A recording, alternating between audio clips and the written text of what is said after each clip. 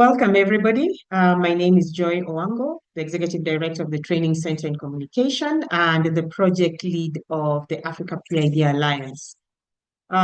Today, we are going to talk, this is a community call for our project, the Africa PID Alliance, where we are going to introduce to you our persistent identifier, the digital object container identifier, or DOCiD. Also share with you the use cases that are already beginning to use the DOCiD and how it is empowering libraries, archives, research institutions through this open PID infrastructure, and what it means for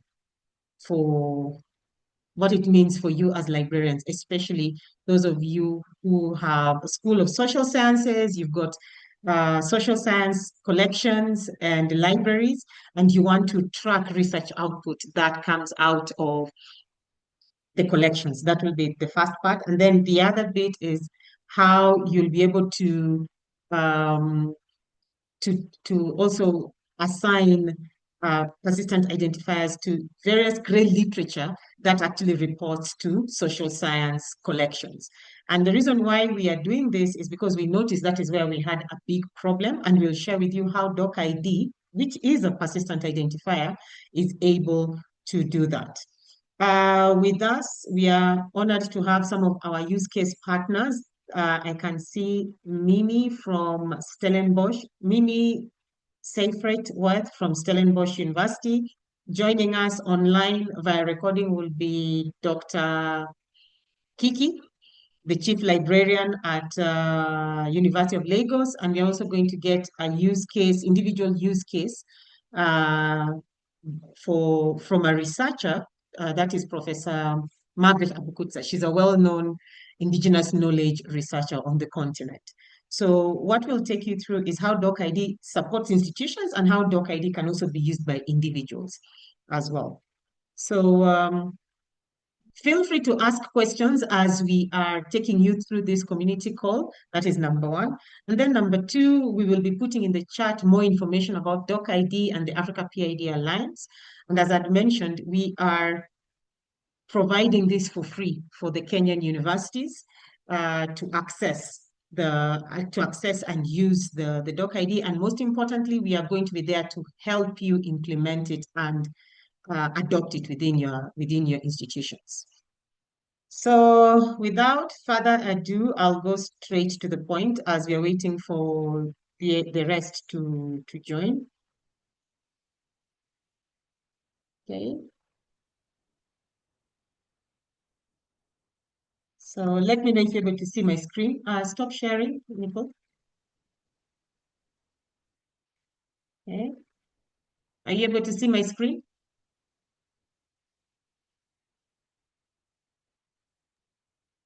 Good. All right. So what we are going to take you through is how we are using open infrastructure to expose undisputed African data in the global knowledge economy. Now, picking up on what, first, before I pick up on what was discussed yesterday, our vision is to champion the preservation and promotion of global indigenous knowledge and cultural heritage by empowering scientists and inventors to transform their research and innovations into impactful realities. Now, picking up on what Agava spoke about yesterday, he talked about how Kenyan data is not visible, okay? And there were various aspects on what led to that: poor infrastructure, not assigning persistent identifiers, poor data management, and this is something that we are seeing as a big problem. It's not because we are not producing research, either we are not managing our data properly, or we do not have proper systems to aid in this. And using the right persistent identifiers can actually help. And don't get me wrong, we have amazing persistent identifiers, like we have DOCiD, we've got Crossref, we've got DataCite, and they're doing amazing jobs. But then they can do so far, especially when it comes to indigenous knowledge and cultural heritage.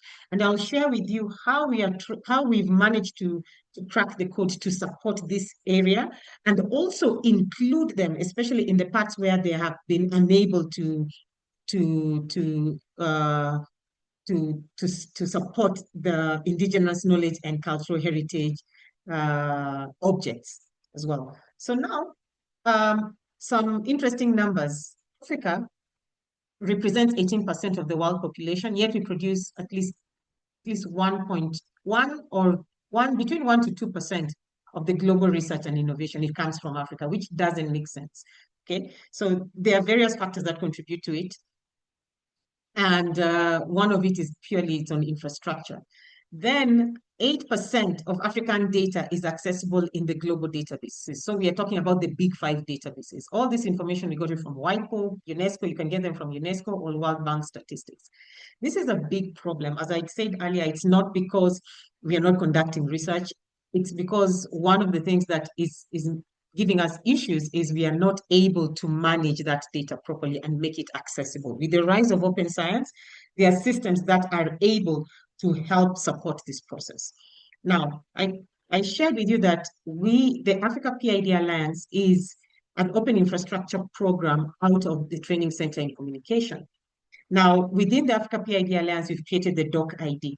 And this is a project that is continentally owned. And I've seen one of our partners from Association of African Universities is in here. That is Dr. Ransford Boaki from Ghana.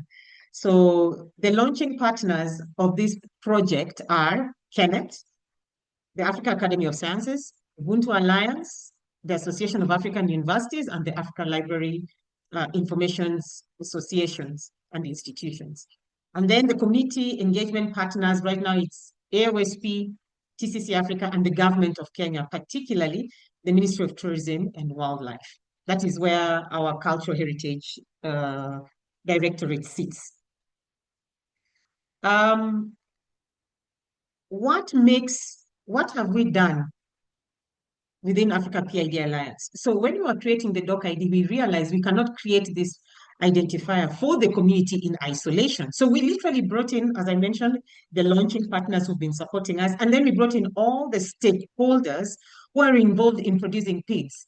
So we brought in the Donor Foundation, that is the umbrella body for all the registration agencies. We brought in CNRI. CNRI are the ones who produce the handle.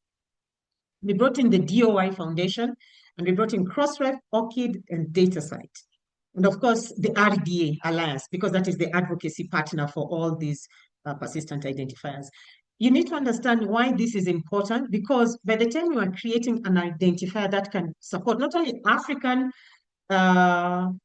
cultural heritage and indigenous knowledge outputs, we realized that there was a bigger problem. It wasn't an African issue. We just noticed that mostly in social sciences and indigenous knowledge and cultural heritage, the existing persistent identifiers were not able to support them adequately.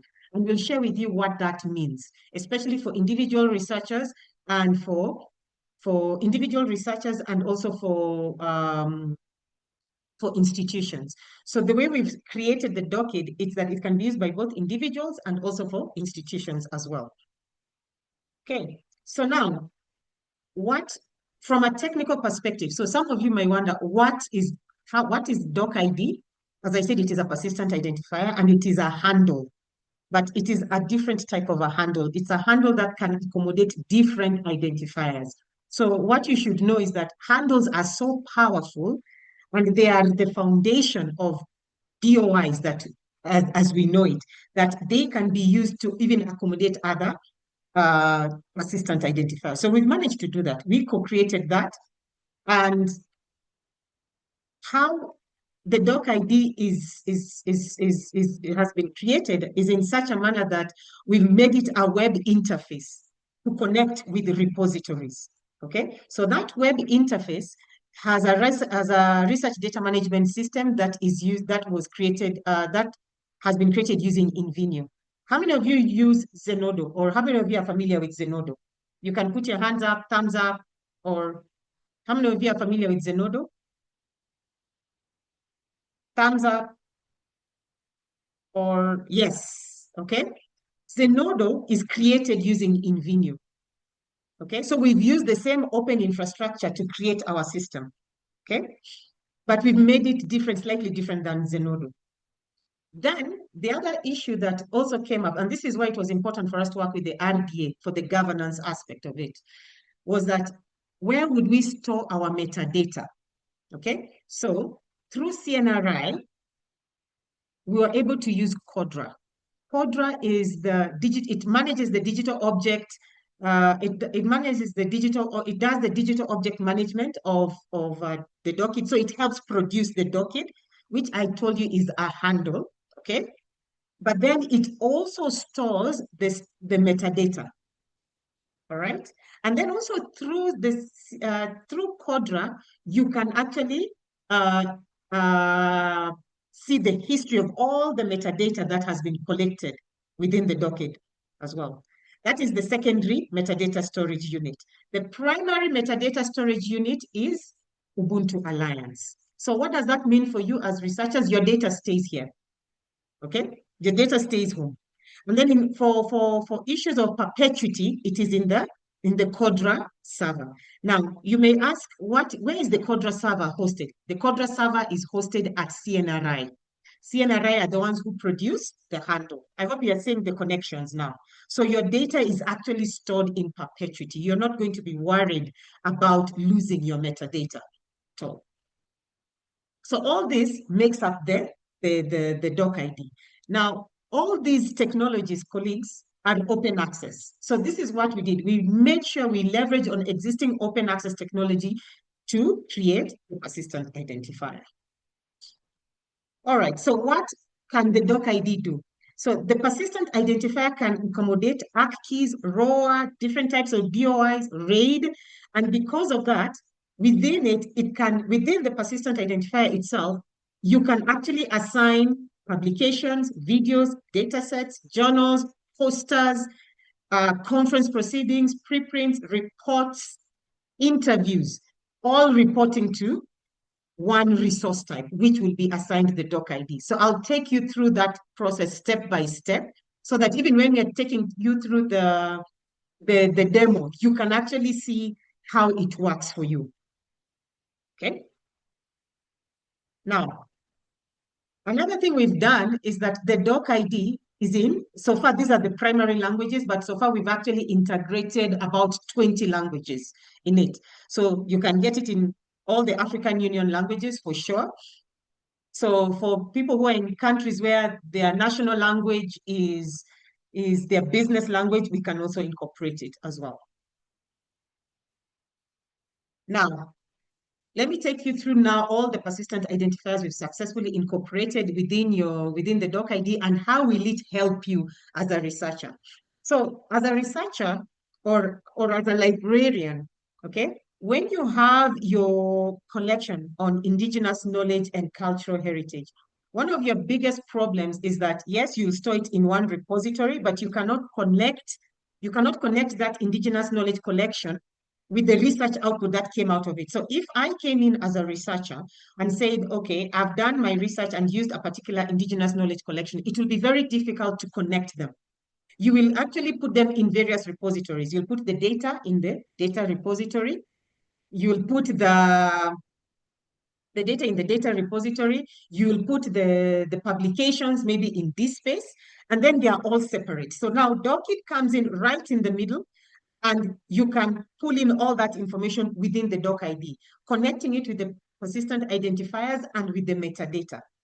Okay. Now, the thing about some of the things that we are doing about DOCiD that is exciting us at the moment is that we are in the process of being indexed in Google Scholar. So DOCiD will be able to be pulled into Google Scholar, Core, Science Open, any database that pulls in handles will be able to pull in DOCiD. So people will be getting such rich metadata on work that is coming out on indigenous knowledge and cultural heritage. So now let's go back to this slide. Now, on this slide, you as a librarian, you have collections on indigenous knowledge and cultural heritage. Let's start with those ones to begin with, okay? The first thing we've done is that we've partnered with local contexts. How many of you are familiar with local contexts? Or how many of you are not familiar with local contexts? Hands up, or hands up if you're not familiar with local context.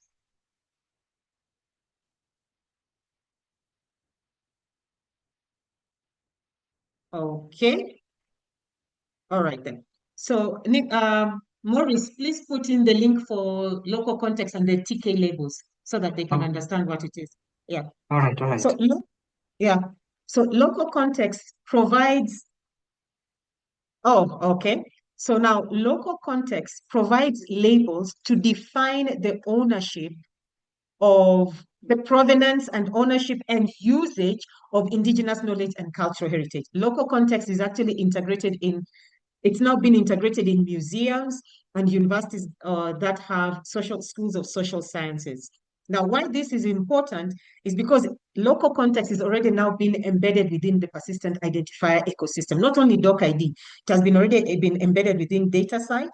Because if you're looking at tracking provenance of indigenous knowledge, provenance and usage of indigenous and cultural heritage, this provides that kind of label so that you as a user know how to use that indigenous knowledge. And the fact that it is assigned to a persistent identifier, it also provides it provides transparency on tracking on how you as an as a researcher use the indigenous knowledge and cultural heritage. As a librarian, it is also easy for you to assign these labels so that it is easy for we as users for we as users to use the indigenous knowledge appropriately. So now what we've done is that we've assigned local context to the DOCiD.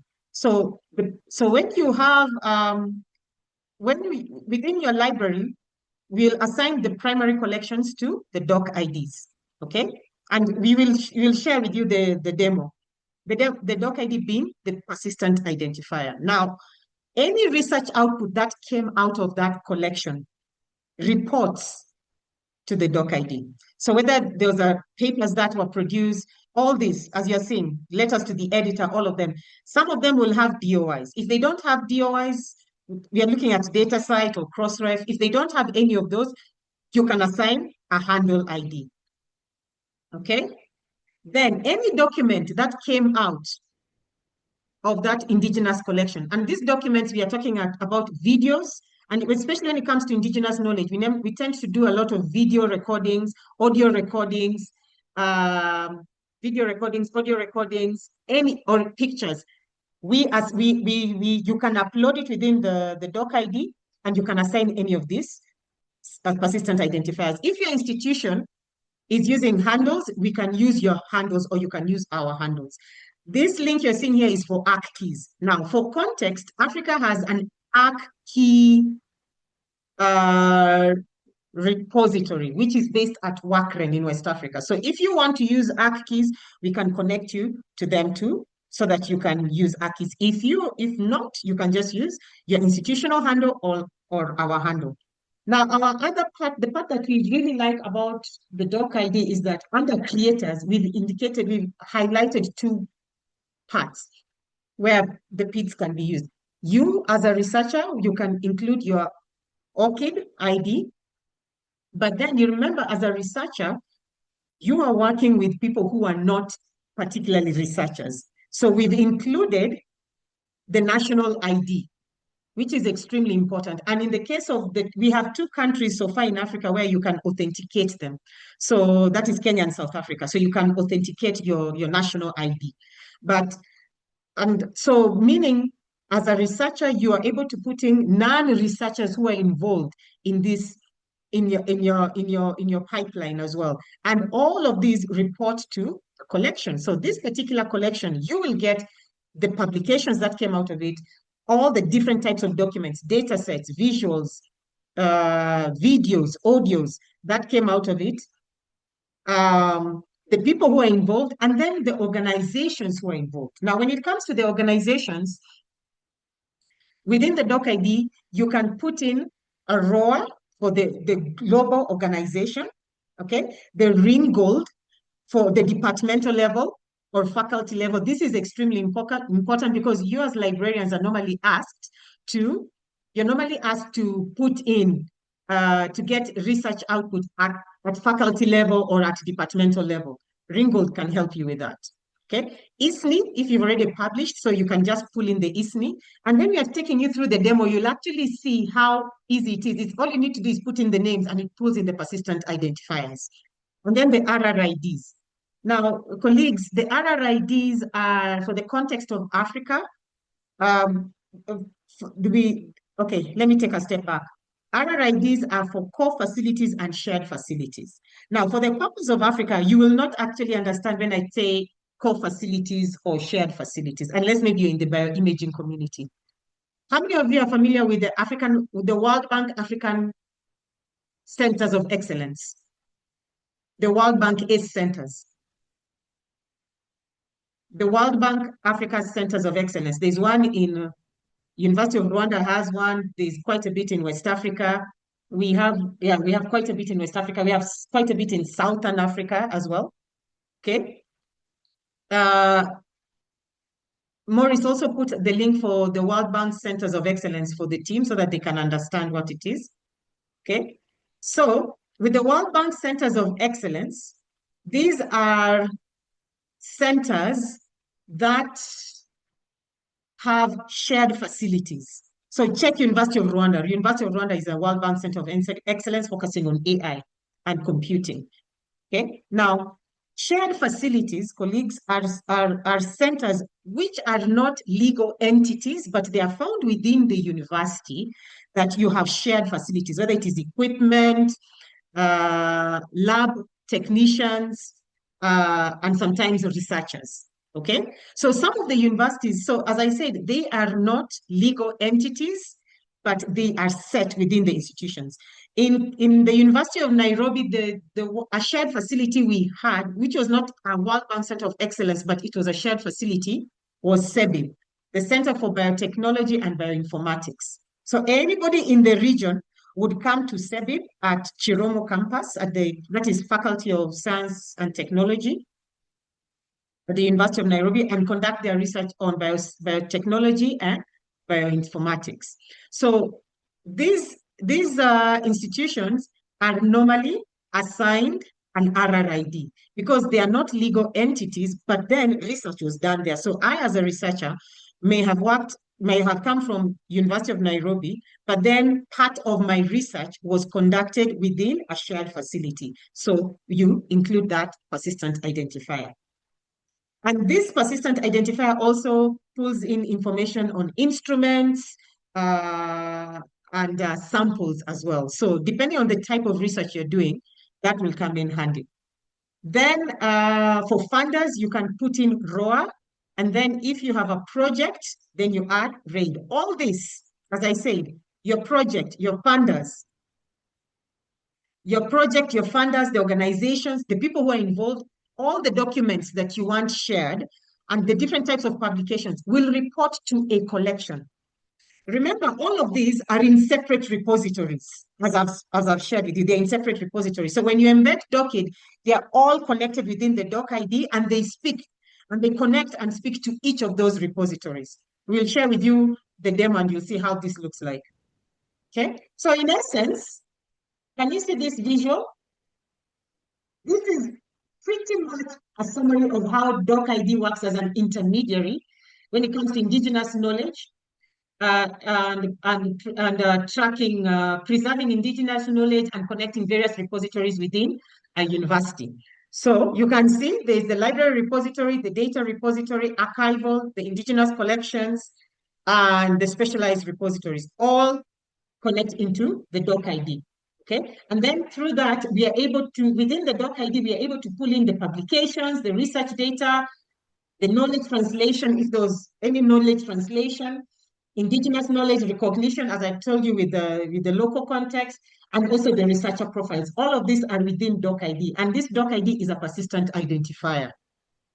As I say, there's no persistent identifier that is able to do this. So we'll share with you the demo, and we can do this in two levels. Number one, for institutions, and then we can also do the same thing for individuals as well. Because with individual researchers, we noticed they don't put it in repositories, but they put it on their hard drives and they put it on their computers or their cloud servers. So you find that you cannot connect their collections and the research output that they've produced. So we've managed to do that as well. So we'll share with you some of the demo, and we'll share with you some of the examples of some of the researchers we are working with. Okay. Now, from an infrastructure development, you need to understand what we've managed to achieve so far, what we are sharing with you as a community. Number one, DOCiD is live. That's why we are going to share with you the demo. We are a fair digital object. We are part of the fair digital object community. What makes us a fair digital object is a persistent identifier that can accommodate different identifiers. So it means we are a level higher than the existing identifiers because the existing identifiers only assign to an object, okay? Not multiple objects. They assign an identifier to an object. So we assign identifiers to different identifiers to different objects, which report to one primary object, which is extremely important when you're looking at indigenous knowledge and cultural heritage, mainly because as of now, all the librarians we've spoken to, we've all agreed that getting metadata for indigenous knowledge and standardized metadata for indigenous knowledge and cultural heritage is really, really difficult. We're also members of the DOI Foundation.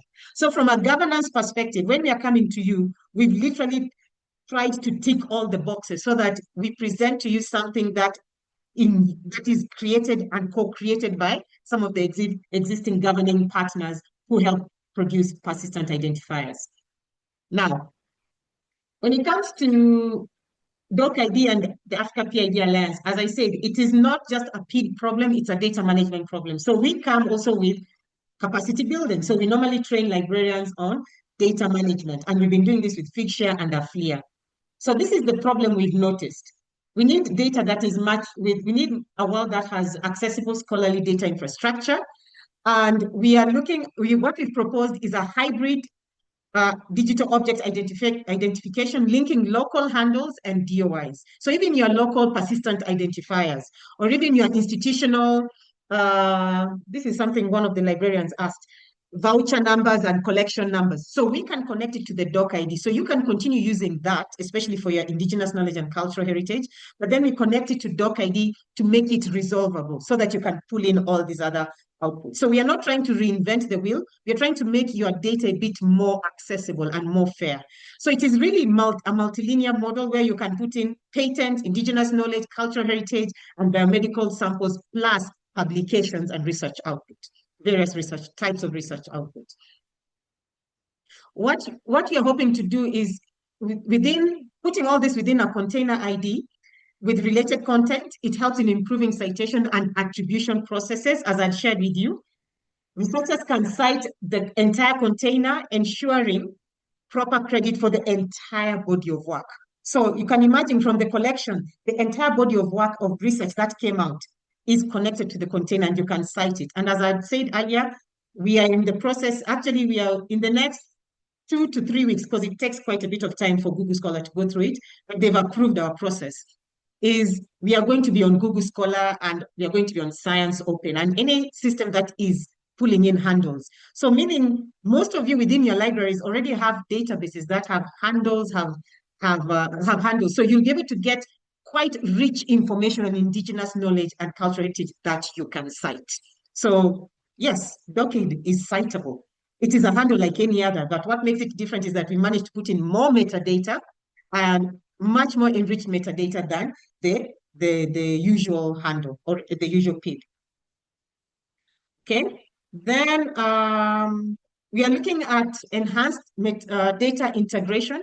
So with the fact that we're integrating articles, data sets, resources within one container, within a digital container, it can facilitate interoperability, enabling better integration of data and findings from different sources. So researchers can explore relationships between different types of content, leading to more comprehensive insights. And this approach promotes transparency, recognition, and for contributors across different types of scholarly outputs as well. So these are the challenges we've noticed so far, and it's what we are trying to solve. And the way DOCiD works right now, it's able to support the following departments within a university: the School of Social Sciences or Department of Social Sciences, Arts and Humanities, Institutes of Cultural Heritage, depending on the Institution of African or Asian Studies, the Departments of Arts and Humanities. It also supports the DVC Research Office, okay? The grants office, herbariums, the technical transfer offices, or the library, or the related partner museum you're working with where you're getting your collections. Because not all museums, not all universities actually have either herbariums or special collections libraries. These are the recipients who will benefit from it, okay? Okay, and these are the people who should be able to use DOCiD. And these are the use cases we are currently working with at the moment. So, are there any questions before I take you through a quick video on it? It will be 1 minute, and then we get on with the program. Are there any questions or comments?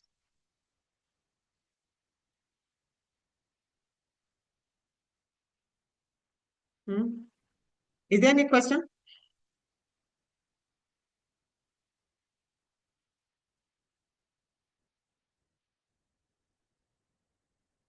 Okay, good. So I will present a quick video on how it works. Okay, so let me just just give me 1 second. Thank you. So that you can see how it works. It takes 1 minute, and then we will get into the next bit. So let me just create the video. Here you go, colleagues.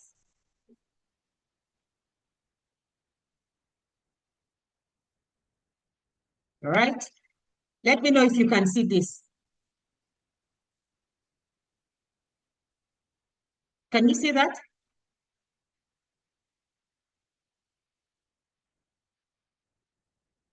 Let me share again. Okay, sound, optimize video. Right. Here we go.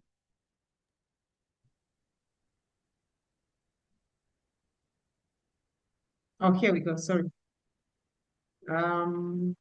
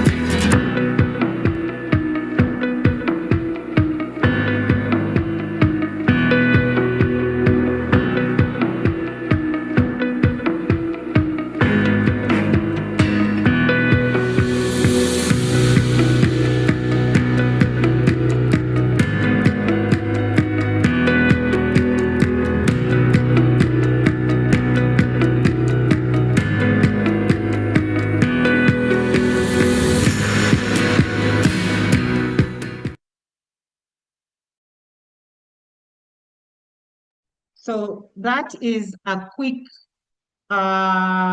introduction on DocID. We'll share with you this video in a minute, which you can also go through. Now, without further ado, I'd like to introduce Professor Mary Abukutsa. She's one of the researchers who is using DocID. And Mary Abukutsa is a well-known researcher on continentally recognized, actually globally recognized researcher on indigenous knowledge and cultural heritage. She is the former DVC RPE at Jomo Kenyatta University of Agriculture and Technology. And she showcased her work and her research to by then the US Secretary of State, Hillary Clinton, when she came to Kenya in 2009. She's won quite a number of awards in regards to in regards to her research. And the one that was most memorable was she was the International Scientist of the Year of 2002 by the International Biographical Center in Cambridge, England. She also received a medal in Edinburgh. She received the Edinburgh Medal in 2014 for her dedication in finding sustainable solutions to obesity and malnutrition in Africa in connection with her work on indigenous on the African leafy vegetables, which are actually indigenous uh, products coming out of the continent, coming out of the country. So without further ado, please, I'd like to introduce Professor Mary Abukutsa, who is going to take us through uh, why she's working with DOCiD and also part of her research and how this is helping her. And we'll share with you the links which you can see how her work looks like as she's presenting. You'll see it in the chat. So Professor Mary Abukutsa, over to you, ma'am. Thank you very much, Joy. You can hear me, I hope. Yes. Mm. Thank you very much. I have flu. I have a sore throat, so I'll be a bit soft. So I want to ask kindly, Nicholas, if you can share my presentation to assist me move it as I present. If he has it, I had sent it to him, please. Okay. Nicholas, are you able to do that? Yes. It is being shared. Okay, please, let's continue. I wish to greet you all. Good morning, participants. I'm happy to share my story, broader and specifically on DOCiD. So I've just titled this presentation on research trajectory on African indigenous vegetables and experiences in emerging open infrastructures to support researchers. Next, please. So in terms of introduction, African indigenous vegetables research was the focus. It's my focus for the last 30 years. And my research activities and projects have largely been multidisciplinary, multi-institutional, and participatory, collaborative, including most, if not everybody, along the value chain. The major collaborator in terms of research has been World Vegetable Center as a key partner. And this research I did in 2 universities. I started in JKUAT in 1991. Then I went to Maseno University in 1996 and came back to JKUAT in 2007. So what I'm sharing is done in 2 public universities. Next, please. Now, objective of the research program was to promote sustainable production and utilization of African indigenous vegetables for nutrition, security, and poverty reduction in Kenya, if possible in Africa. Next, please. And this particular research from all that 1991 up to now, we had general approaches. We had germplasm collection and evaluation, where we are collecting materials from farmers in Kenya and beyond. We had seed bulking, processing, and packaging, characterization of African indigenous vegetables, Joy calls African leafy vegetables. And then we looked at other studies, agronomic and nutritional studies. So the pictures there you see, you can see the collections from old people and then processing the collections to study and understand them for proper use. Next, please.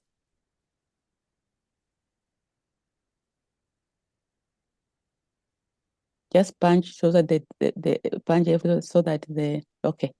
So in terms of the project, we also were involved in advocacy and outreach, capacity building, especially undergraduate and postgraduate students, farmers, CBOs, and even policy makers.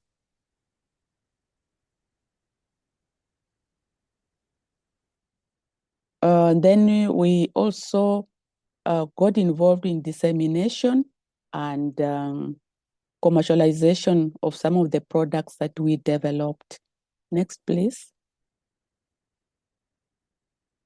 Go ahead, please. The next one.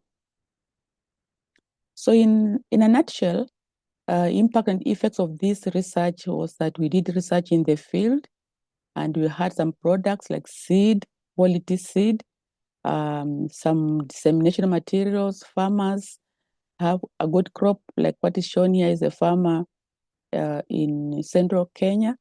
And then even young people started eating. We could get these products now, the vegetables, in supermarkets. So that's contributing to commercialization. Next, please.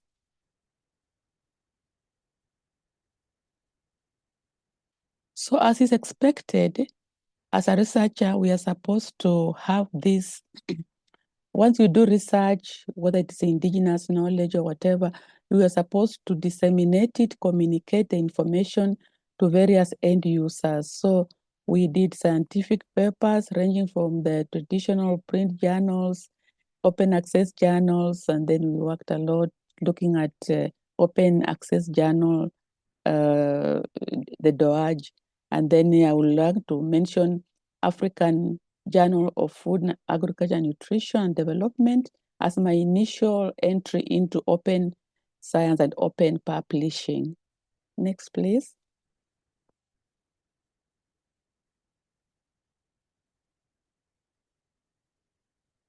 So the concept of open access publishing was introduced to me in 2010. I think there was a sensitization workshop at the University of Nairobi, and this was organized by IFEL and the Consortium then of Kenyan University Libraries, which later translated into Kenyan Universities, KLISC, I think. So you find that the IFEL and KLISC workshop sensitized me, and I decided to take a step and use it in my research because I found it was important. This invitation actually was courtesy of Urge Fund, the first online or open access journal I mentioned earlier. Next, please. So just this shows what happened since 2010. So since 2010, I have been an advocate of institutional repository and open research.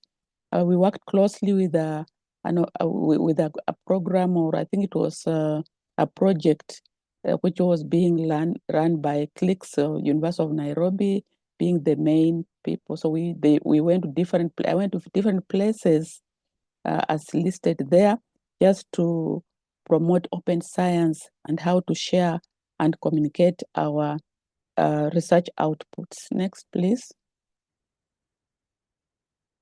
So this is the 18th one, like what I'm doing today, webinar. I think the last one was in South Africa.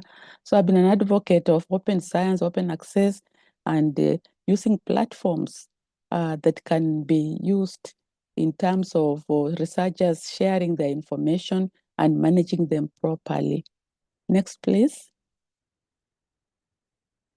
So here I'm just giving you, out of that, my research and having learned about open access, open science, I came up with the traditional publications, and not just publications, I included other things as well, because I had an understanding that when you do research, you're not just only targeting the researchers and other academics, but you are looking at also other people who are interested in the work. So we had things like even leaflets, we had technical books, booklets, and of course, in addition to scientific refereed conference and refereed journals. So this just gives you, in a nutshell, since that time, though a long time ago up to date, this is my portfolio in terms of publication and how I've communicated my research outputs. Next, please.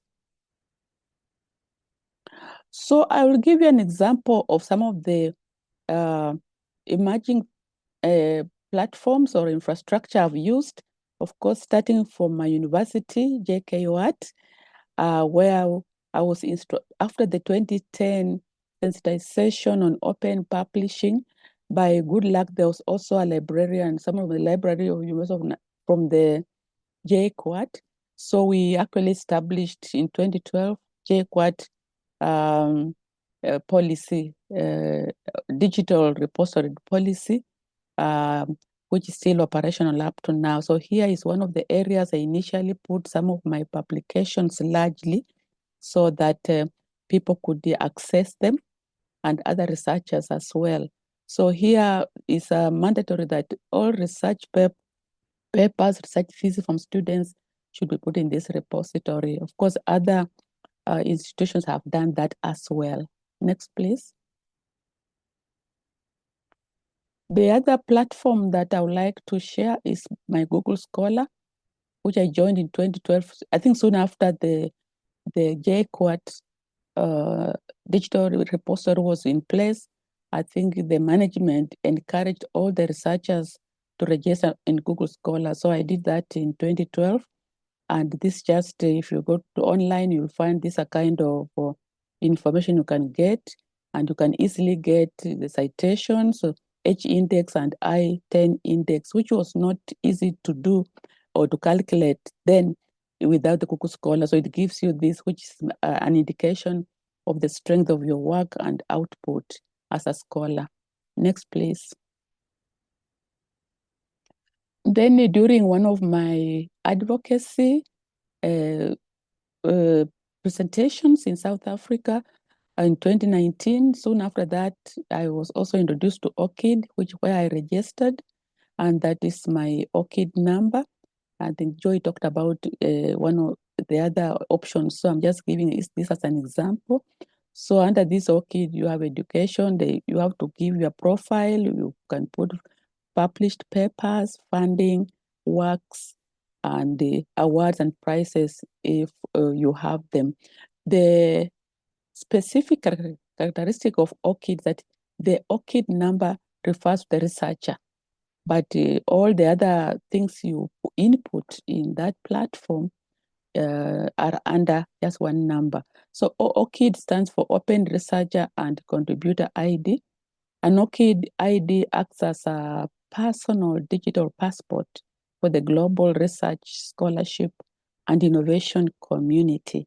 So it's a free 16-digit number, as you can see there, unique identifier for researchers and academics. So if you go online and put this, you'll see my publications that I have entered or I have filled in OCID since 2019. Next, please.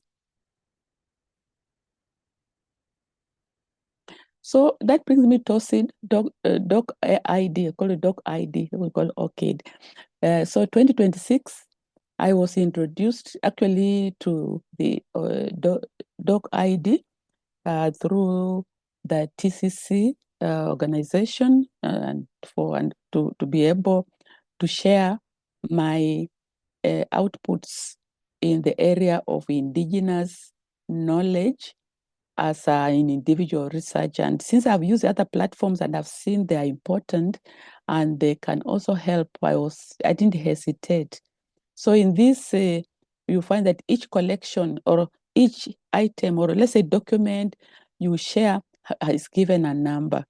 So DOCID is a document identifier, and it's an Africa originated persistent identifier, PID, as Joy has elaborated, and a digital container for research assets, indigenous knowledge, and cultural heritage. So I entered in the indigenous knowledge section because I was working on indigenous vegetables.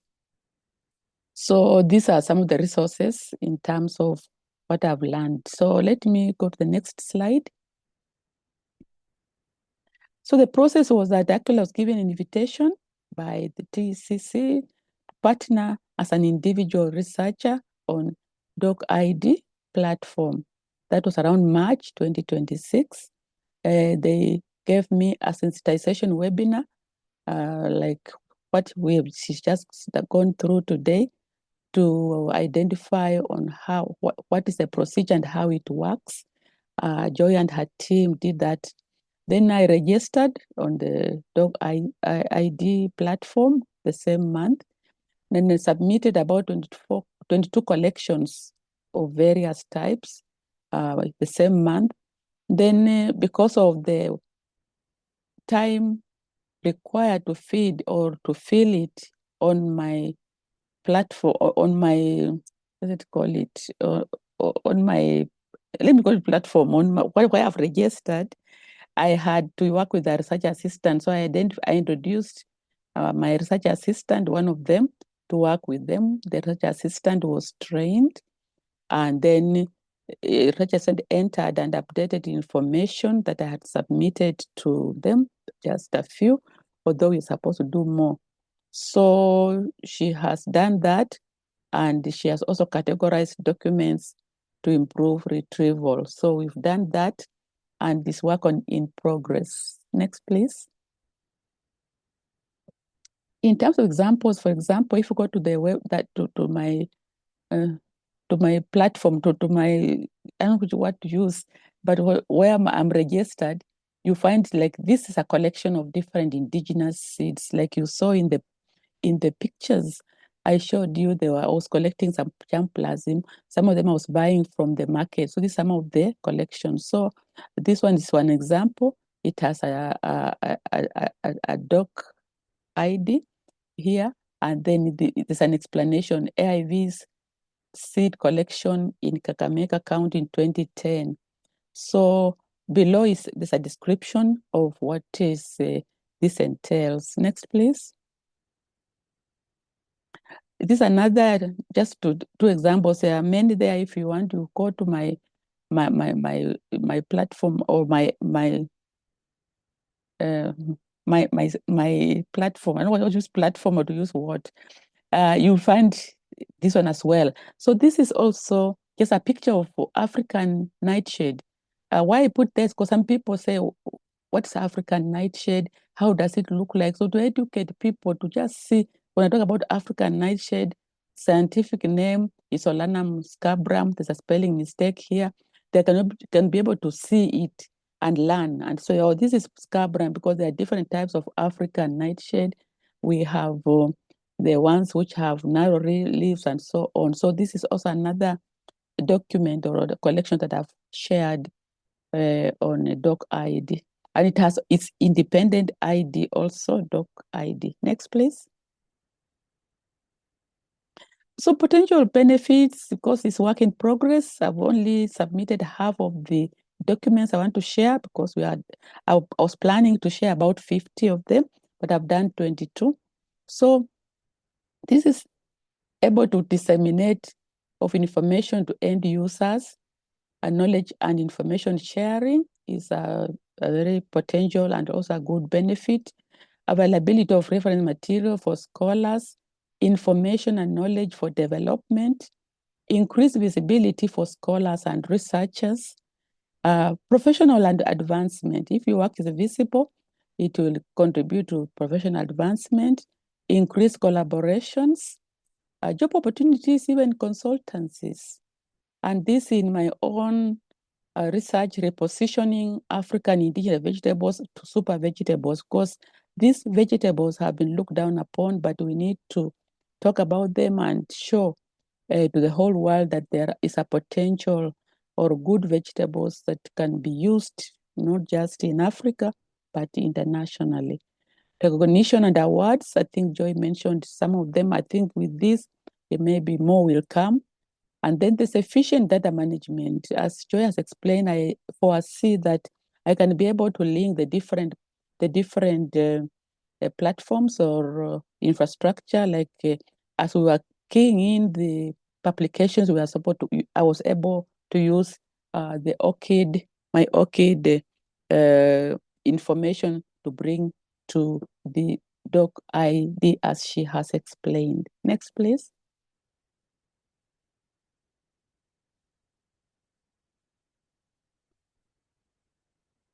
A few of the challenges are that managing IP rights issues can arise, because some of the work we are sharing, this also came in other platforms.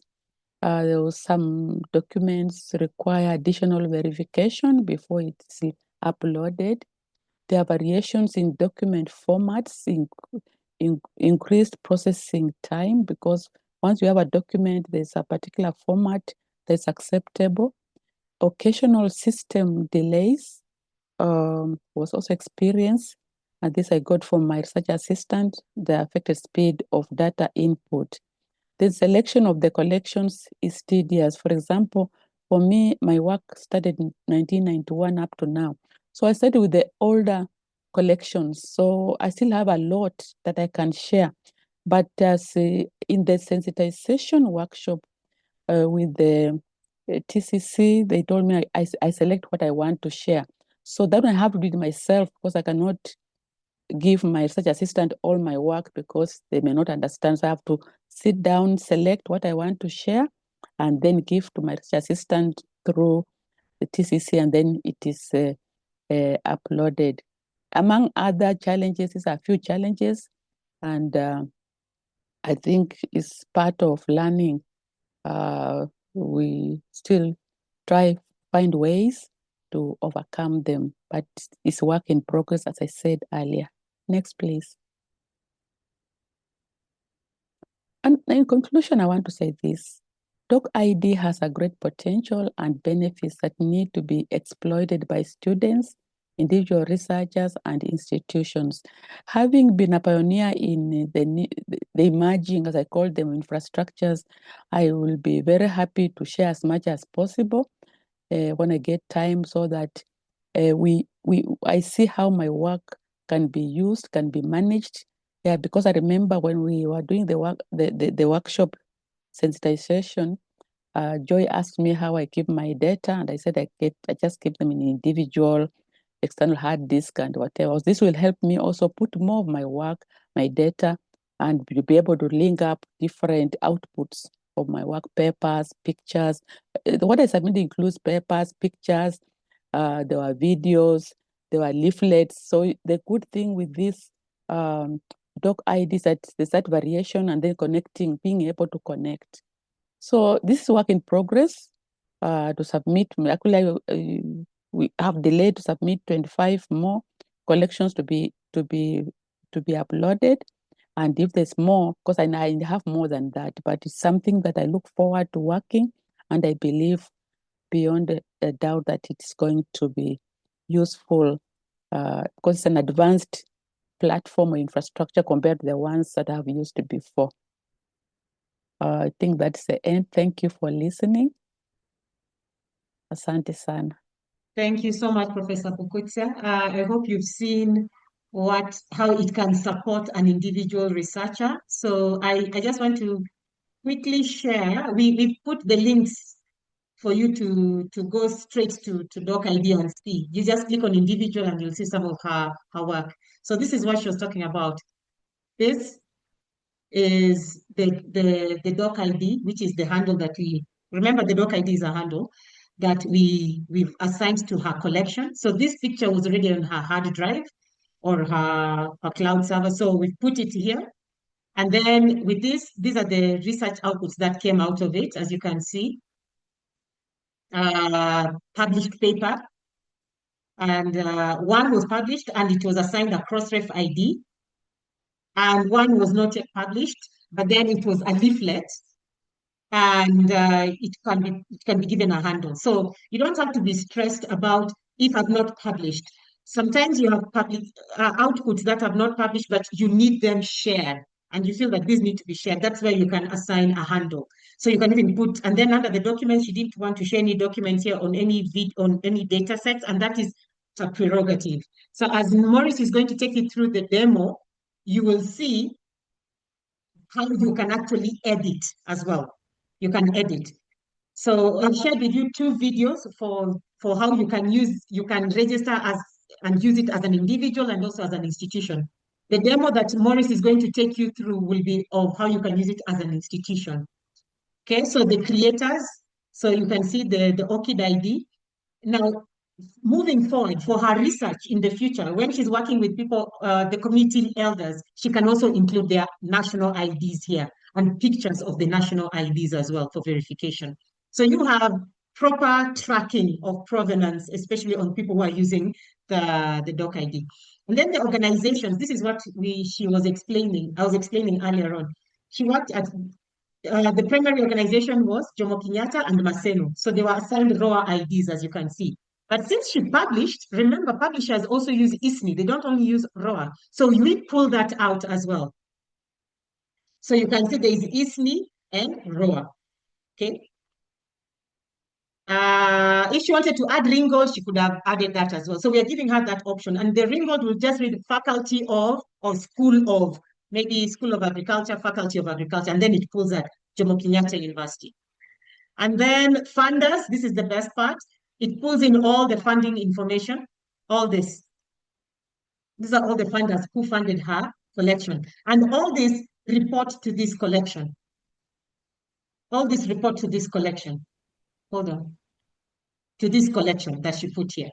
And again, this will be able to, sorry, this one can be pulled out on Google Scholar. So we are really looking forward to when we'll be able to see it on Google Scholar. As I said, they have authorized it, so they're just going through the final process of integrating and indexing all the DOCiDs into Google Scholar. Excuse me. So without further ado, I'd like to introduce Morris. Thank you so much, Professor Bukutsa. Excuse me. It's okay, Joy. We're welcome. Yeah. I'd like to introduce Morris. He's our data officer, and he's going to take you through how DOCiD works at an institutional level. I've shared with you the video of how you can register and use it at an individual level. So Maurice, over to you. Take the team on how DOCiD works at an institutional level. Okay, thank you, Nidhi, for that wonderful introduction and submission. Hello, everyone. I'm going to present the overall functionality of DOCiD, and I'll proceed to share my screen.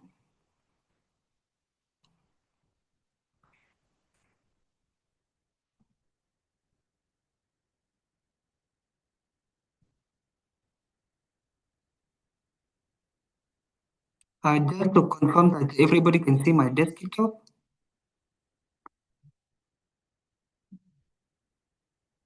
Okay. I'll proceed. So the first thing that you need to do is to get started by clicking this button, and then you create an account.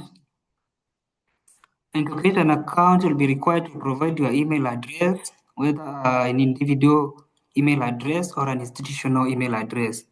Then you click sign up, and now you'll be redirected to a page whereby you'll be required to provide information such as the full name, the username, the email address, affiliation, which is the organization. However, this is optional. Now, the place that you need to be very keen is for the account type. We have two options. You have the individual option and also you have the institutional option. Then you select accordingly. Then once you select for the account type, you provide your password and now you click sign up. Once you click sign up, you will be now redirected to the login page, whereby you'll provide your email address and the password that you generated during your account creation. You click sign in, and then once you sign in, you'll be in a position to have a view of whether the DOCiD that you created, whether for the individual use case or the institutional use case. To verify your account, whether it is institutional or individual, there is this icon over here. You select the icon, then you click my account. Then under the basic information, you can verify your information. That is the full name, the email, and also for the account type. If it was institutional, it will reveal institutional. If it was individual, it is read individual. And once you're done with that, you'll now proceed to assign a DOCiD by clicking this button, and you'll be now redirected to this interface, whereby you'll be required to generate the resource type, which is the category under which your collection falls under. We can proceed with the first option for purposes of illustration. Then you give a title for your collection.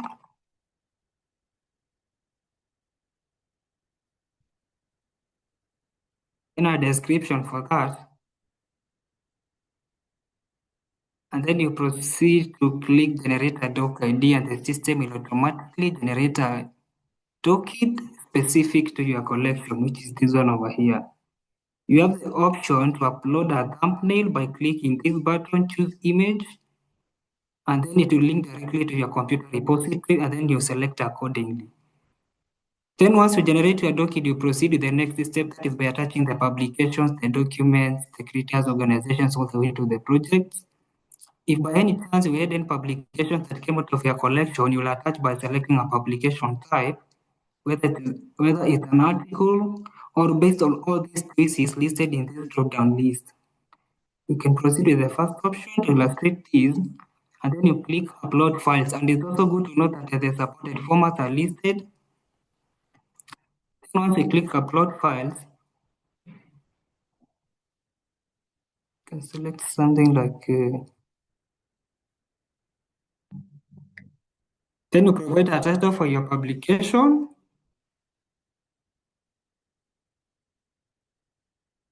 a description, which in this case can be an abstract.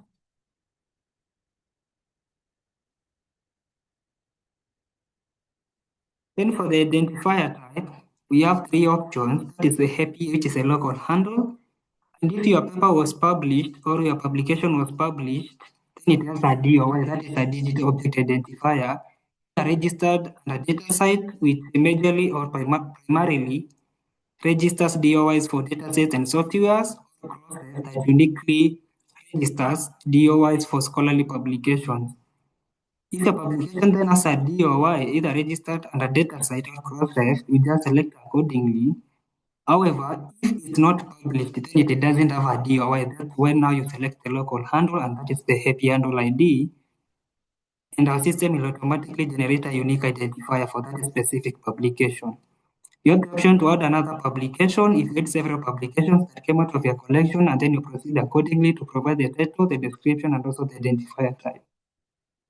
Once you are done with the publication, if you add any document, that is the video or an audio or a dataset or an image that came out of your collection, you can attach that by selecting a document. If, for example, it is a video, in the case of the video, you will be required to attach the video link by selecting this button.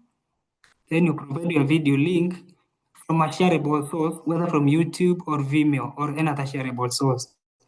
You can use one from YouTube to illustrate this one. Then you give a title for your video, a description as well. And also for the identifier type, you select accordingly if your document has a DOI, either registered under DataCide or Crossref. You will select accordingly, and our system is dynamic such a way that it can pull the respective DOI from the respective registry. We'll proceed with the first option, that is the local handle ID. May I contribute to that? May I contribute to that, Maurice? So, colleagues, where you're clicking with the different identifiers, just click on that. So, if an institution has needs to access any of these identifiers, we've already integrated them in the back end of our system. So we just add it for you. So maybe if you're already working with archive IDs, we'll add that. If you're already working with ARC keys, we'll add that. Where you're saying DOI, if you're already working with some of the regional DOI partners like Japan DOI, China DOI, Korea, Taiwan, we will also include that because we've already integrated them. If you're already using the hand ID, the hand ID, DPIDs, these are all different types of persistent identifiers that are used for different types of document types. If your institution is already using that, we can also add it.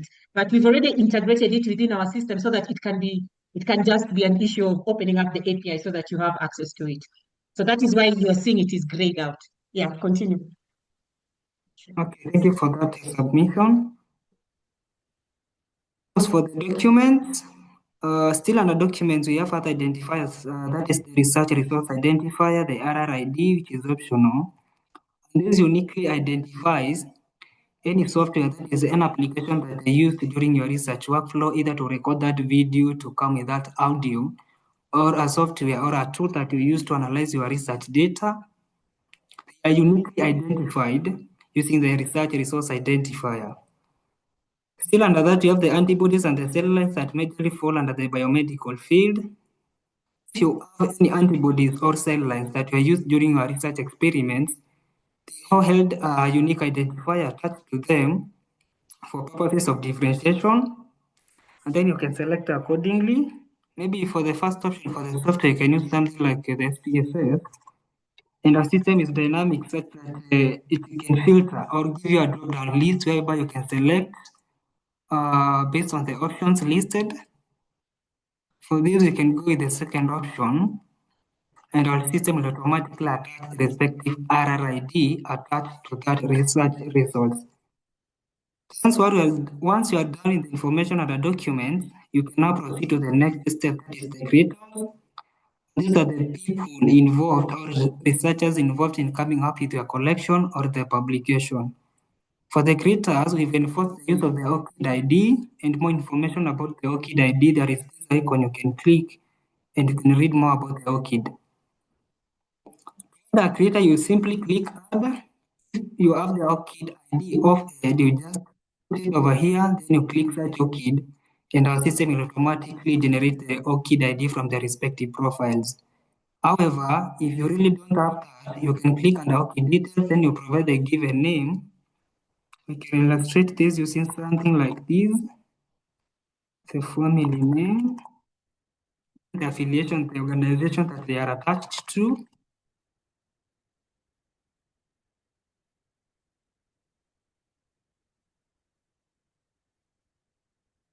Then you click search OCID, and our system will automatically pull in the OCID ID of that respective creator into DOCiD. Then for the role based on the position they held during the publication workflow or the research workflow, you select accordingly from this list. You can use something like a researcher, then you click add creator. If you had several creators that you are involved in that process, you can click add, as you can add as many creators as possible. In the event that you had personnel who are even involved in the research workflow and they do not have an OCID ID, this is where now we attach their national ID by clicking add. Then you can enter manually by providing their name, the national ID number, their respective country. Then you see something like Kenya, then you click add creator, and our system will attach all that information. Then you proceed to the next step. Hold on. In the case of the national ID, you see where he shared. Now, under documents, you can put the copy of the ID, the picture of the ID. So that one is how you can connect the authentication between this number and the actual ID. And this comes in very handy for researchers who are working with the community elders, and the only way they can acknowledge them is going beyond just, this is a way of acknowledging them before just beyond just writing their names in the scientific paper. Now, depending on the country and the data laws, we need to be very careful. Remember, that is what even Professor Fukutsa mentioned. Depending on the country and the data laws, if the country allows us to authenticate, you are able to do that. So we have created the system in such a manner that it can automatically authenticate. So if once we present this to the government of Kenya and they allow us to authenticate it, there's actually a system that authenticates national identities. Then once you put the name, it authenticates just like the way it has done for OCID. But yes, the system is already enabled to do that. But we have a manual version and then the automatic version as well. Continue with the organizations and then the funders and projects. For the organizations that you are involved in your research workflow, we've enforced the use of their role details, that is their role ID. We have the ISNI that uniquely identifies the publishers that you are involved in the publication workflow, the lingo that uniquely identifies faculties or schools within that respective organization. Then we have the RRID that uniquely identifies the shared facility in the event that your institution or the researcher used a shared facility to come up with their collection or in the publication workflow. You attach accordingly. Now for the role, you can click add. Then you provide the role details of that given organization. We can use something like the University of Nairobi to illustrate this.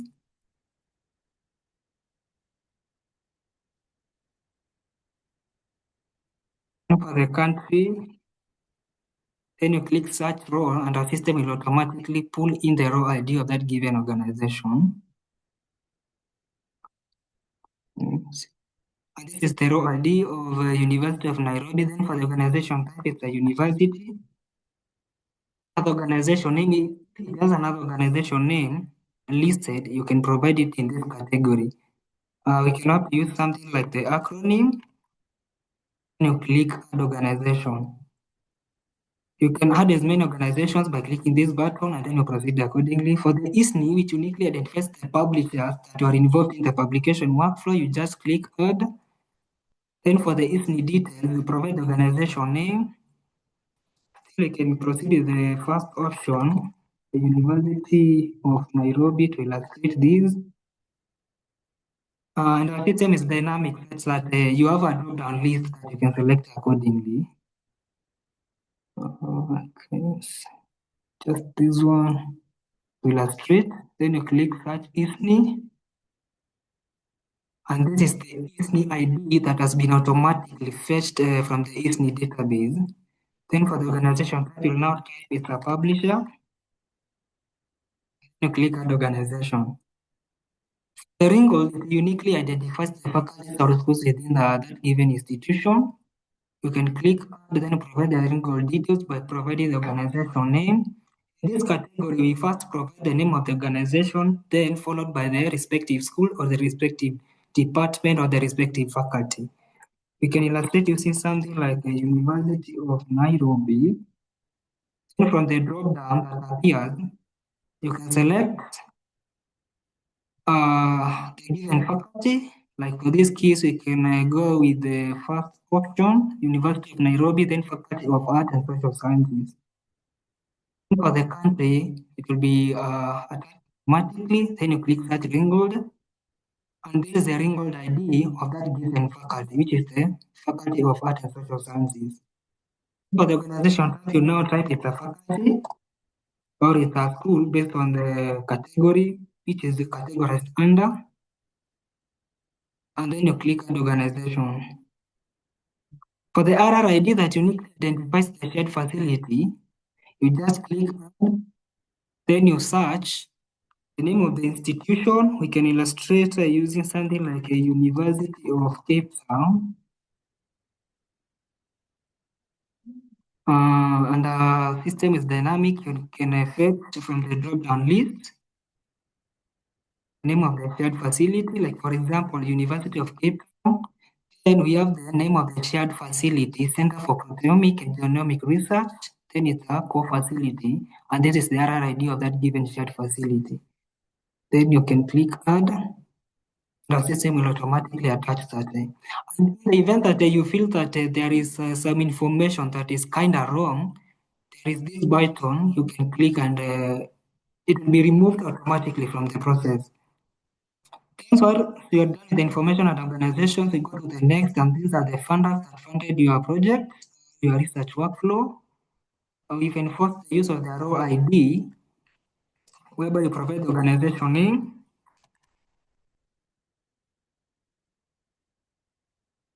then the country, you click search raw, and this is the raw ID of that given funder. You can see that for the organization type, the system has automatically filled in it's a funder. Then for the other organization, maybe if it's there, you can provide. You click add funder. In the event that you had several funders that funded your project, you can click add and then proceed to provide all the necessary information as the system illustrates.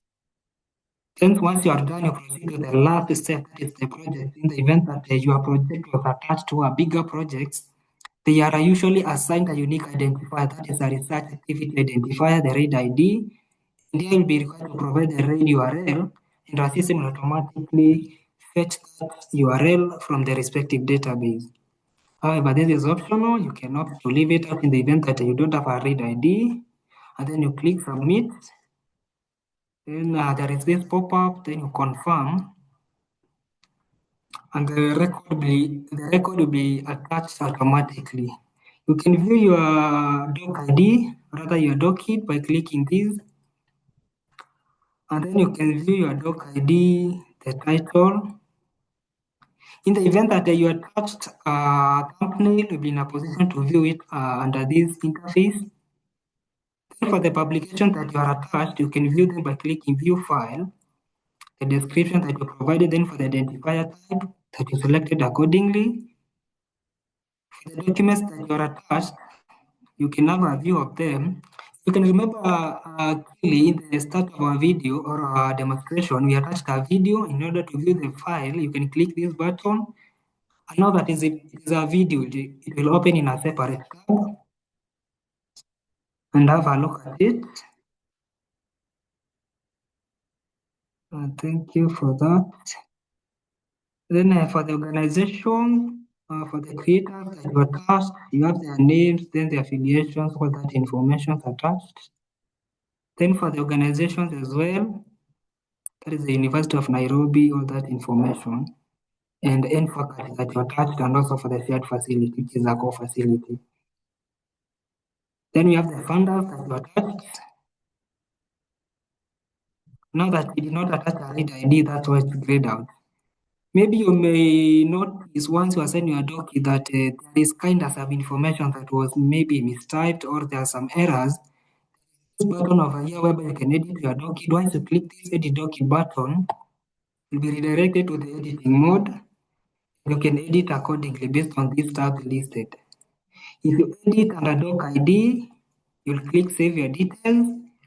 If you edit under publications, once you edit the information under publication, you'll click save publications. The information will automatically reflect. And for the rest, proceed accordingly. Then you can go back to your document.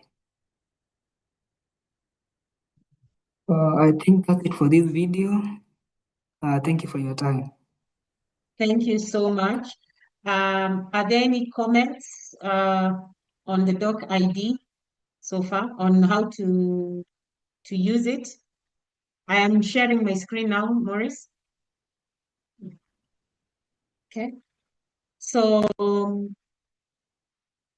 these are the current DOCiDs that you're seeing. So we have both individuals and institutional DOCiDs. Okay. For the institutional ones, so far we are working with our use case partners that we've already started getting data is we've got from Stellenbosch University and University of Lagos.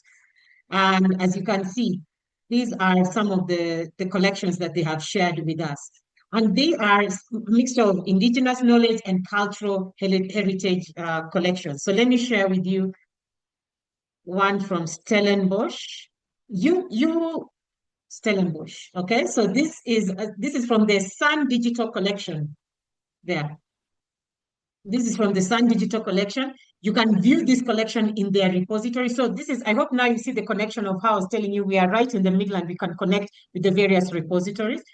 Okay, so you can view it in the repository the repository, the Sun Digital Collection. So this link is connected to the DOCiD. But then this is a primary collection. So what we put is there's the creator, Albert Coates. Okay, and then the organization is Stellenbosch. So what we are doing currently right now with Unilag is that we are finalizing a crawler, which will be able to pull out all the research output that came out of Gainsborough's Duchess, this particular research, or any primary collection, so that when you're here, when you click on related DOCiDs, you'll see all the research output that reports to this. So if anybody clicks on this, whether you find it on Google Scholar or ScienceOpia or any other platform that pulls in handles, you'll not only get the primary collection, but then you'll get all the related dockets. Basically, the related docket has all the research output that came out of it, reporting to this primary DOCiD. So these are things we'll do in the back end.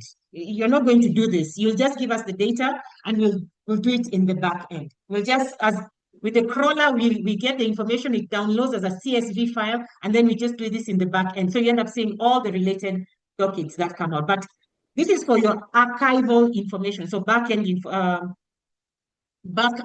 information. But moving forward, what you'll be doing is that you'll be assigning dockets. When somebody comes to you and says, oh, I want to use a particular collection, let's say, where are we? Okay, let's say I want to use, I'm coming to use a particular collection. Let's say I'm using a collection on Gainsborough, like in this case, Gainsborough Duchess. I want to do my research on Gainsborough Duchess.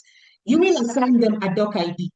And that DOCiD, you'll give them a DOCiD. As they are doing their research, they are uploading all this information we've shared with you.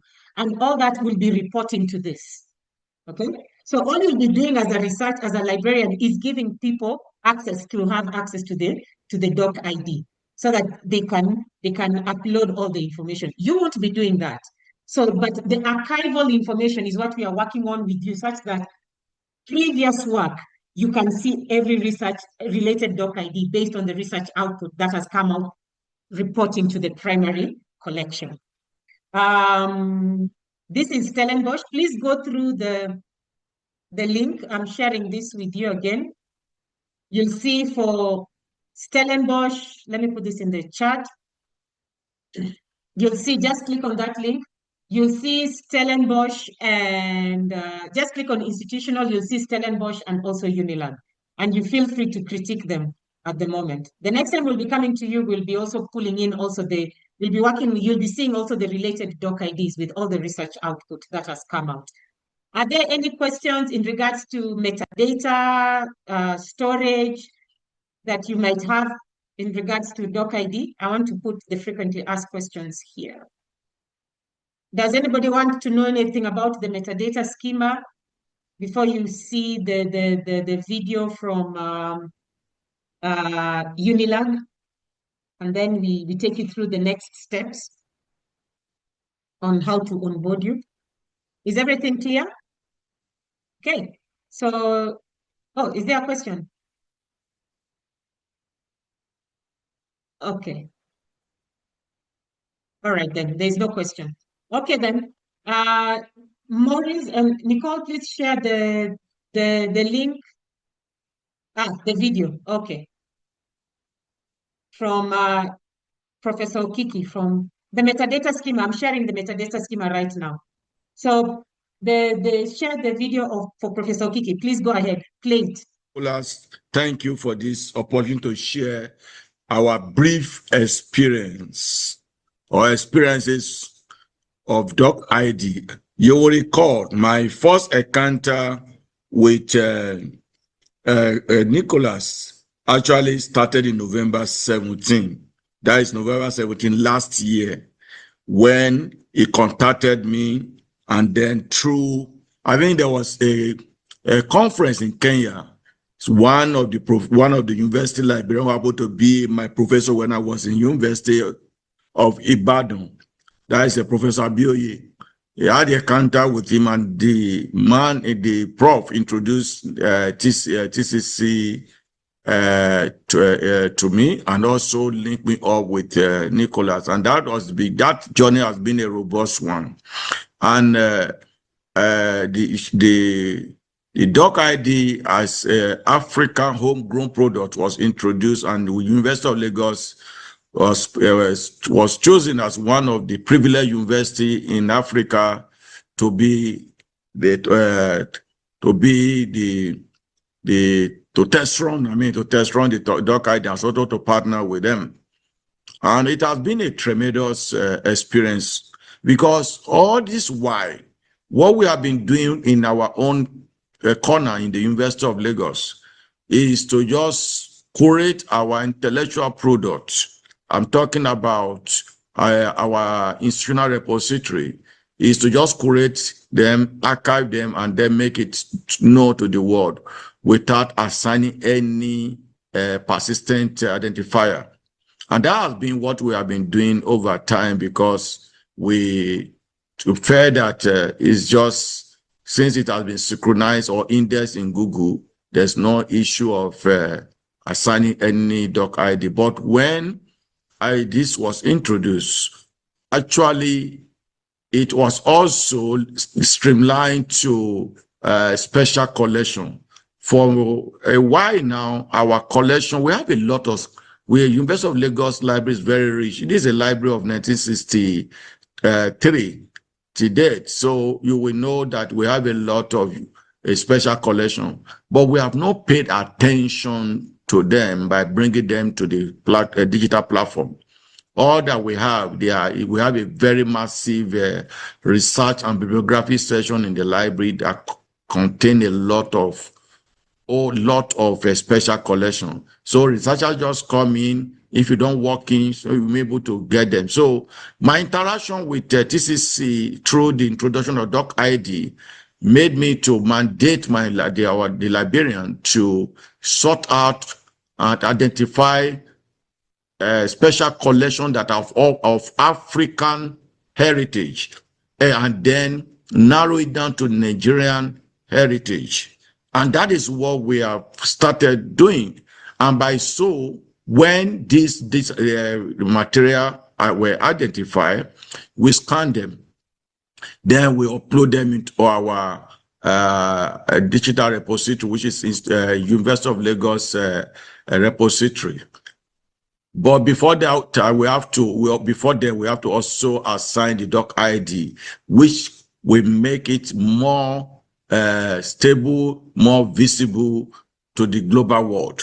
It has been a tremendous experience because it actually served to help us in proper curation, preservation, and amplify African innovation, indigenous knowledge, cultural heritage, and digital asset management system because of the persistent identifier. So, University of Lagos, I can say we have identified the publication, and the publication we identify are the Gray Literature, the published report, thesis, conference, and technical documents that are of African heritage. You will be wondering, we have all this before. We have this something before, but we have never assigned any DOI.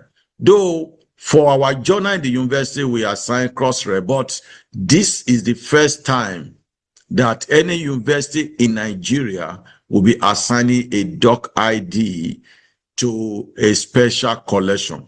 And also we have experienced, we had a series of training with TCC Africa, which actually helped our librarian in this regard to be able to curate and then ensure that we have our special collection uploaded and then properly assigned DOCiD. It has been a tremendous experience, and we continue to see how this will impact greatly on the usability and durability of our data. One thing that in the course of our usage, we observe that it is not enough to have a document being assigned a DOCiD without proper analytical platform or analytical tools. So the University of Lagos went into work, and that is the beauty of it, because if DOCiD has not come, we will just have all our resources there in the physical format. They won't be translated. They won't translate into digital format, because all this year it has always been, and that has always been the state of things. So myself and my team and I, we decided that what can we do to enhance the DOCiD, not just being a container of special collection. Can we take it further by developing an application that we actually analyze special collection across universities in Africa? But what we have done so far now, is to see how it can analyze our collection, to look at the patterns of collection and see how it impacts greatly on national development. What is the essence of having resources without impact on national development? So the University of Lagos, we came out with an application which is called URAS. URAS is has to do with I'm trying to get the full the slide. I wish I can share the slide. Okay.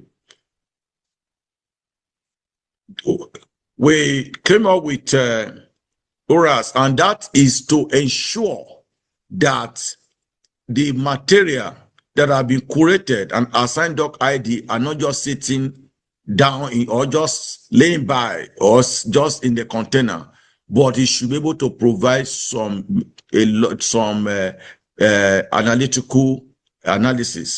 analytical results, so that whosoever that want to formulate policy based on African heritage should be able to be guided. And that is what we have done. By and large, I can say that this is a right direction which I want to recommend to all African libraries, that we, as a university, we are already enjoying it, because it has made our collection to be more visible, we can now talk about it's more preserved, and then it also amplify our collection. And that is, to me, is a plus, and it's a success story, because when you look at even the statistics of usage, it has grown up, because at our end, we can look at the user statistics based on our repository statistics report. It has gone up. And that means that it has been amplified by DOCiD. So I don't know if there's any question you would like to ask me. Okay.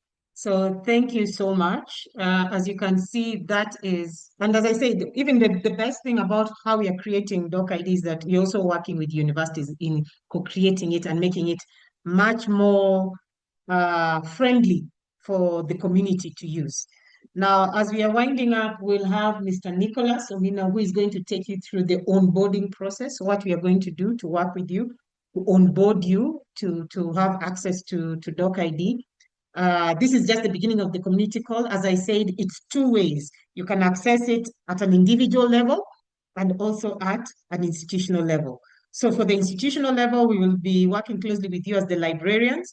And also, as we are working with you as the librarians, we'll need to do more sensitization within your respective institutions, so that you can have your researchers, especially those in the schools of social sciences, use DOCiD as well, so that they can also improve the management of their data that is being produced out of their cultural heritage and indigenous knowledge. So Nicholas, please share with us the onboarding steps.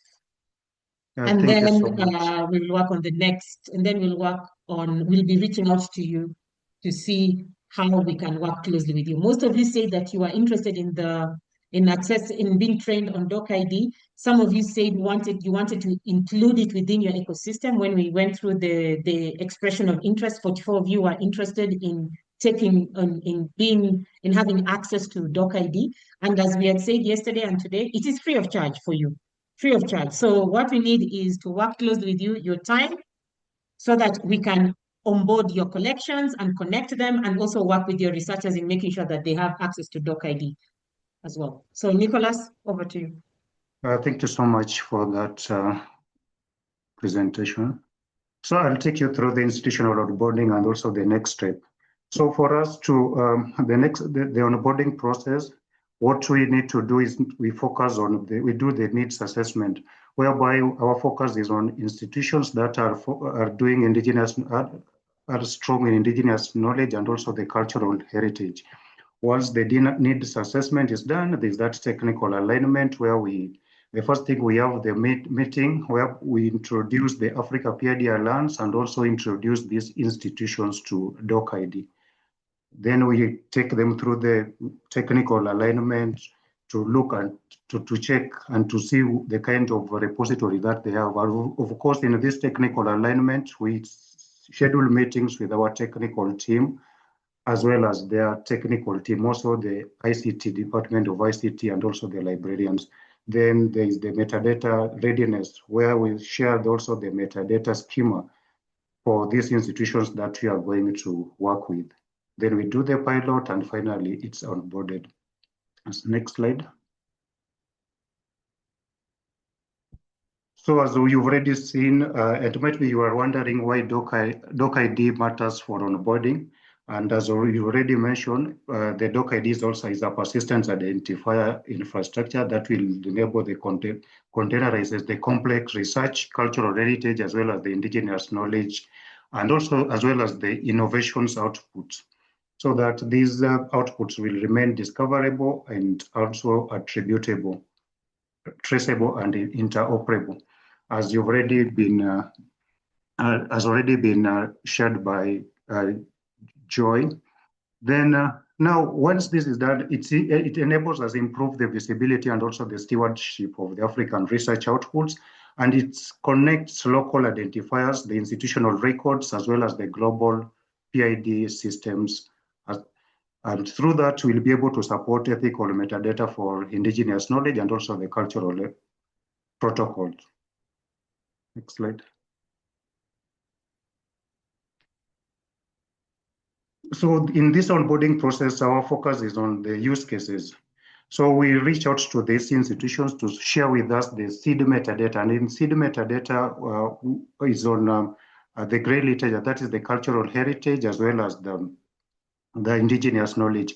And then, of course, there's also the technical part, whereby we take the institutions through the onboarding process, whereby we look at the manual entry, the batch upload, and also the integration of the API together with the repository. We integrate the DOCiD with the repository of the various institutions. Then we have the metadata readiness and also the institutional roles. In these systems, the roles of various partners, whereby we work closely with the librarians, that's the library system managers, the ICT, as well as the research office and API support team. This team will work together to ensure that the onboarding process is done correctly. Next. So for us to do this, we have various requirements. And as you've already been mentioned, there is that process whereby we'll be able to create for you account. The account will be created for both the individual and also for the institutions. And we also need to have like the creators, where the creators, like for instance, Professor Bukutsa has the OCID ID, whereby the OCID ID is also very essential when it comes to this process. And we'll also get your contribution details, whereby you have your full name and also the affiliations had already been mentioned by my colleague Maurice. And also the existing identifiers, where we link the DOI handles repositories together with the repositories of various institutions.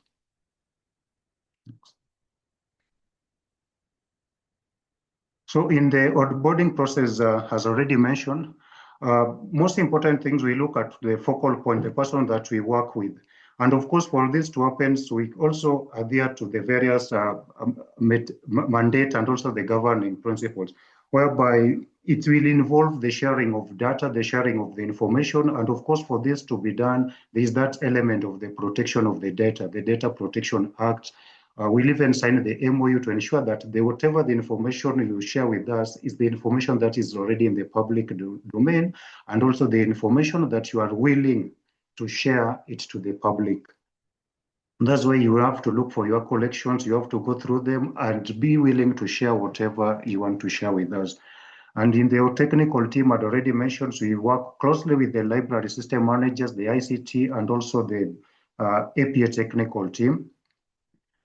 And for this, and the system inventory, the repository system managers, and also in the pilot collections, whereby we'll be able to look at the records. For instance, we target between maybe 20 to 100 records that you are willing to share with us. And you are also, if you are willing to share more, it's also accepted. And for this also to happen, we have the training plan, the training of components, whereby we train the users, we train even these librarians on how they can be able to use the DOCiD. And in the whole process, we are also ready to support in a kind of any technical support that they may need to ensure that the system works effectively. Next. So this now the institutional onboarding workflow, whereby there is that initial engagement through meetings. We reach out to the institutions that are focusing mostly on the indigenous knowledge and cultural heritage. And once we introduce the Africa PID Alliance and DOCiD, is the element of needs assessment. In needs assessment, we also share with them the assessment form, whereby once that is done, we do the evaluation and the technical alignment of the product. So that is the whole process, the whole thing that we do in order to ensure that this works well. Next slide. So for the technical alignment, as already mentioned, for this integration work to happen, I'd already mentioned is that the security and also the governance part of it, whereby the roles needs to be indicated, the roles and also the data ownership. And in data ownership, there's also the element of privacy and also the cultural protocol that we also need to adhere to when doing this. And as I already mentioned, there's that infrastructural capacity whereby there's also the storage, where we will also look at the storage of this information, the hosting and also the storage of this information, and also the metadata identifiers, linking the DOCiD to various PIDs like the ARC keys, ROR, and also the OCID.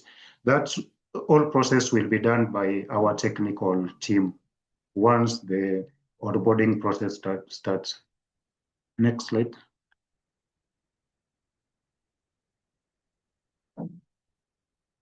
So for the schema to be readiness, we have this is what we need to do before the integration. So as I already said, there's the core fields whereby we do the identifier.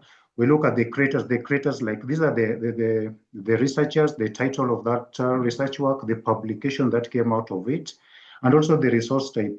And of course, as already been demonstrated, DOCiD is able to link the creators of the research work, that is the authors, the publishers, the organizations that is involved, and even the funders that are involved in the projects. And we do the quality checks to ensure that it's consistent and it's also controlled within the vocabularies.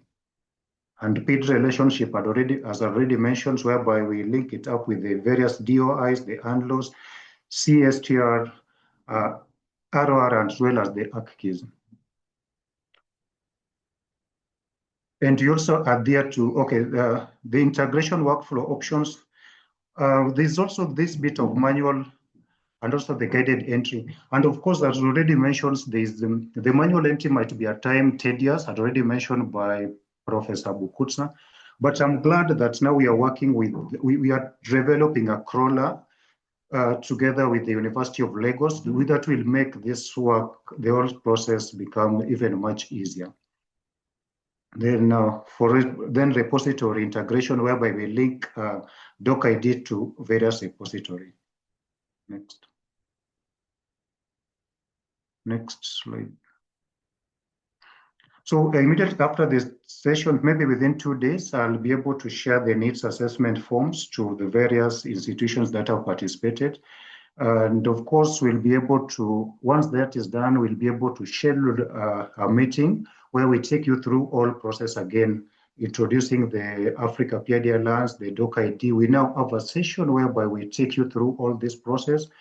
And by aligning after the meetings, we now schedule another meeting where we bring now the technical team to take you through the integration processes. We'll first introduce it to you, then the next meeting, we now bring the technical team, whereby we also meet with your ICT departments, the repository managers, the researchers, and even the representative. Of course, even we can have a representative from the DVC research office. So we have this meeting whereby we take you through the integration process.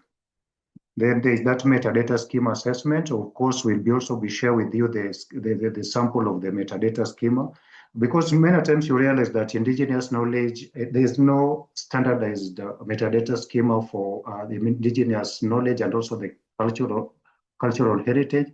This is due to the fact that indigenous knowledge and cultural heritage many times they are always fragmented. And we've developed a metadata schema that will also be able to share it with you. Then, of course, we'll take you through the pilot onboarding process before scaling it out for decisions. So our next step is now to move from this awareness now to readiness, whereby, as already mentioned, we now have to do the needs assessments, which will help us now understand each institution's repositories, the metadata identifiers, technical capacities, the government requirements. Then from there, APA will now work together with the library system, the ICT team, to agree on the right integration route that we need to take for us to pilot a manageable collection and also to build a sustainable DOCiD workflow for institutional use. So, of course, in these meetings, we'll be able to just get to know our contact person, the people who will be working with. Like most so, we need to work closely with the librarians, the repository managers, the ICT team, the repository collections team, and of course the people that will definitely work together in order to ensure that this whole process is done correctly. Otherwise, thank you so much for your attention. Thank you so much, Nicholas. And colleagues, we are done just on time. I really appreciate the time you have you've made to stay with us as we take you through the Africa PID Alliance and also the production of the DOCiD, which is the primary PID and technology that has come out from this Africa PID Alliance project within the Training Center in Communication. We've started, as I said, we had received 44 institutions that had invested an interest in having access to DOCiD and have been embodied into for DOCiD, and we've already started getting some more from this meeting. So Mr. Omino will be in touch with all of you and he'll take you through the onboarding process. And I really, truly thank you for your time and we look forward to working closely with you. Bye for now.